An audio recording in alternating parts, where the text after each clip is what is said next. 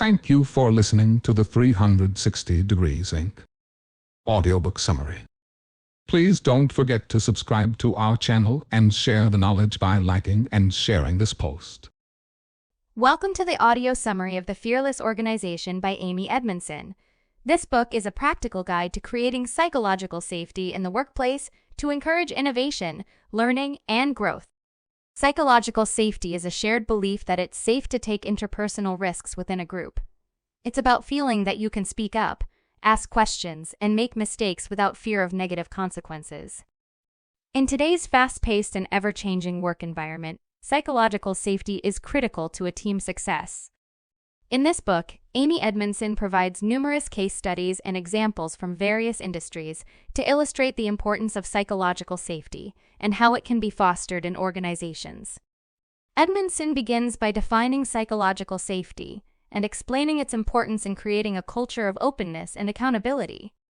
She points out that a psychologically safe workplace encourages employees to speak up when they see problems, ask for help when they need it, and offer their ideas and insights to improve processes and products.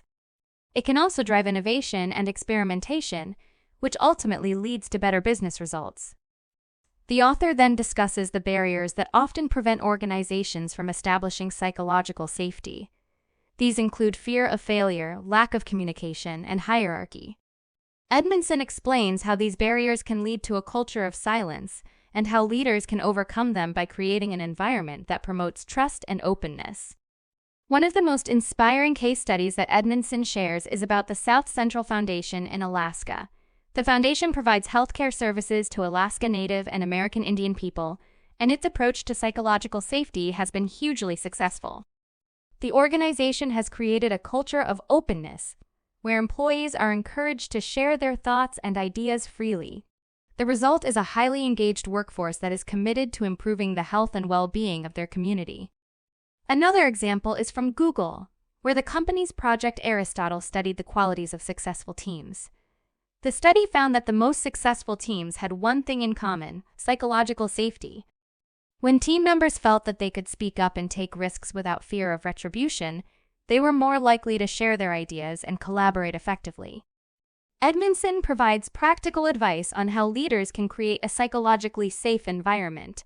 She emphasizes the need for leaders to model the behavior they want to see in their team and provides specific examples of how this can be done. Leaders need to encourage curiosity, ask questions, and be open to feedback. They also need to acknowledge their own mistakes and encourage others to learn from them. The author also stresses the importance of acknowledging mistakes and learning from them.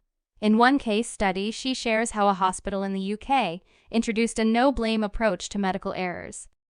The hospital created a system where doctors and nurses could report errors without fear of punishment, which led to a culture of openness and transparency. This approach resulted in fewer errors and improved patient outcomes. Edmondson then explores the link between psychological safety and innovation, learning, and high-performance teams. She shows how psychological safety can drive innovation and encourage teams to take risks and experiment. She argues that psychological safety is critical to learning and growth, as it enables individuals to reflect on their mistakes and learn from them. Edmondson provides an example from Pixar, the animation studio responsible for films such as Toy Story and Finding Nemo. Pixar's culture of psychological safety encourages all employees, regardless of their job title, to contribute to the creative process. This approach has led to a culture of collaboration and experimentation, resulting in numerous successful films and awards. The author concludes by emphasizing the importance of creating a psychologically safe workplace. She stresses that it's essential to take risks, learn from mistakes, and embrace new ideas to stay competitive in today's fast-paced business world. In addition to her concluding remarks, Edmondson also provides a set of actionable steps that leaders can take to create a culture of psychological safety. These steps include: 1. Modeling the behavior you want to see in your team. 2. Encouraging curiosity and asking questions. 3. Acknowledging mistakes and learning from them.